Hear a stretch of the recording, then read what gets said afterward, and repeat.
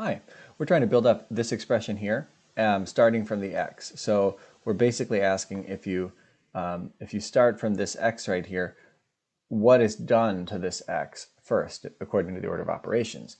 Is the x added with the 5 first? Is the x divided with the 2 first? Is the x multiplied by -8? Or is the x subtracted, just the 7 subtracted from the x first? And so because of this long fraction bar, that fraction bar is sort of essentially grouping the, I can put parentheses to sort of show this grouping. It's grouping that numerator together.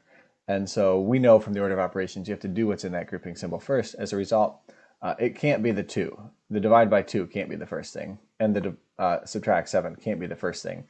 It's either the times -8 or the plus 5, because the x is in the grouping symbol and you have to do whatever else is in the grouping symbol before leaving that grouping symbol. And we know that multiplication, the times -8, would be before adding the plus 5, because just in the order of operations, multiplication is before adding. So as a result, what we know is that so far we have the times -8 is the first step, and the plus 5 is the second step. And I want to show you, we're not going to just write -8, okay? This here, this is a times -8 right there. So if you just write -8, you're going to say subtract 8, but that's not what we're saying. We're saying times -8. So I'm going to click on this little keypad, okay? And I'm going to use the multiplication symbol to get that times and then -8. That way I'm not just saying subtract 8, I'm saying times -8, okay? And then the next step was this plus 5 here, okay? So I'll put plus 5. Okay. So now that we've built up that, basically what that means is we've now built up the numerator, okay? And so now we have to decide if it's the divide by 2 or the subtract 7 that's next. And dividing, the result of this circled part gets divided and something is subtracted from it, but dividing comes first, okay? In the order of operations, it comes before subtracting. So we'll divide by 2. Now watch how I do this. I press the divide button to make the fraction, but then I have to put the 2 in the denominator.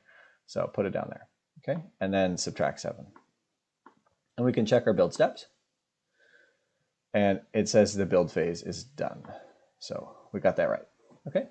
So now we're going to try to undo these expressions. And so since it was built in the order A, B, C, D, we will undo it in the order D, C, B, A. So going backwards. So the first to undo is the divide by, or the subtract 7, okay? And the opposite of subtracting, or the way to undo subtracting, is to add. So we'll add 7.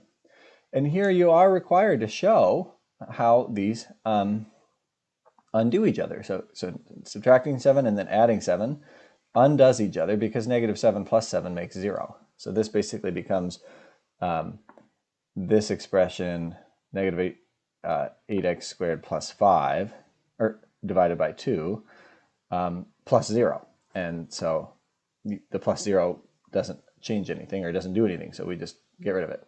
Okay, now how do we write this orange part that's left? We just type a fraction first. And then once you have the fraction bar, then you can type both the numerator and the denominator. If you don't type the fraction first, it kind of gets annoying sometimes, because you try to put divide by 2, and the 2 only goes under the 5 instead of going under the whole thing. That's why I put the fraction first. Okay, so or you can highlight the entire thing and press the divide. I guess I'll show you on here. You can highlight the entire thing and then press divide, but you have to get the whole -8x plus 5 over the 2. Okay, all right. So we undid the -7 with the plus 7. Now we're going to undo the divide by 2, and we're going to put times 2. So here we go, times 2. And when we do that, it creates the opportunity to cancel out the 2's, okay? Because dividing by 2 and then immediately multiplying by 2 undoes each other, okay? Anytime you have a number and you divide it by 2 and then you multiply it by 2, you just go back to your original number. So these two 2's will undo each other, and we'll just get this part left. If you take the time to cross things out, which is part of this assignment, then whatever you didn't cross out is the thing that's left, and you just put whatever that is here in the result. So the orange part I will put here, okay? And then plus 5, we're going to undo that. So that's the opposite of adding 5 to subtracting 5. And here you can see, again, it's just like the 7s. The 5's negative 5 and plus 5 makes 0. So we'll get rid of those. And this is what's left. If you cross them out, then it's very simple. Just whatever's left, put it as the result. And finally, this, remember, was a times negative 8. It wasn't just a subtract 8. That's a times negative 8 because negative 8x means negative 8 times x. Okay, so the opposite of multiplication is division, so we'll put a divide sign. The negative 8 needs to be below in the denominator, and then you can see what to do in the sketch is these cancel out. Basically, negative 8 divided by negative 8 makes 1. Okay, so we basically have 1x. This is essentially equal to 1x. But we know that 1x is just x, so I'm just going to write x, and that's it. And when you get it right, you should get a check mark, and that means you were correct.